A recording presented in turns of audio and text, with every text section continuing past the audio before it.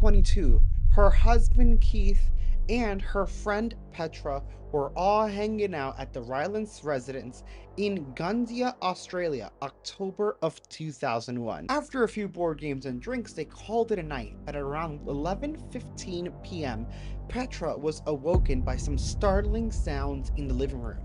When she walked in, she saw her friend Amy being carried out of the window in sleeping position by a beam of light. That could not be. I think I'd freak out. Could you imagine that? Petra woke Keith, but by the time he made it to the living room, Amy was gone. All that was left was a torn curtain in the living room, and the dirt outside of the window had been burnt.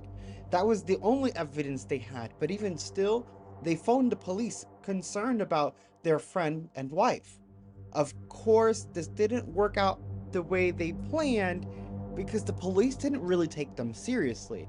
And although now we are much more comfortable talking about UFOs and aliens, I don't blame them. However, Keith and Petra would end up getting a lead 90 minutes later in the form of a call from a woman in Mackay, Australia, who says that they were with Amy in the hospital, and Amy was startled and a little bit dehydrated, which I completely understand. The really confusing and mysterious part, though, is that Mackay, Queensland, is 3 hours away from where Amy lives and where the abduction took place, meaning she traveled 3 hours in only 90 minutes. Luckily, Amy was uninjured.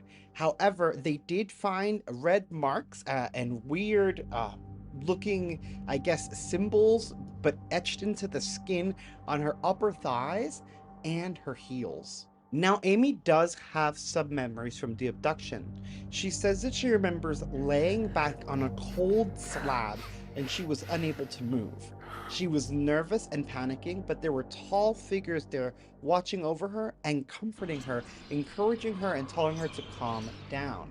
However, as they were calming her down, they were also taking samples, whatever that may mean. And even though this only lasted 90 minutes, even though there was like a 3 hour travel span, Amy's hair and body hair had grown significantly, almost as if she was gone for several weeks or even months. Oh, I just think that's so strange, like the weird missing time,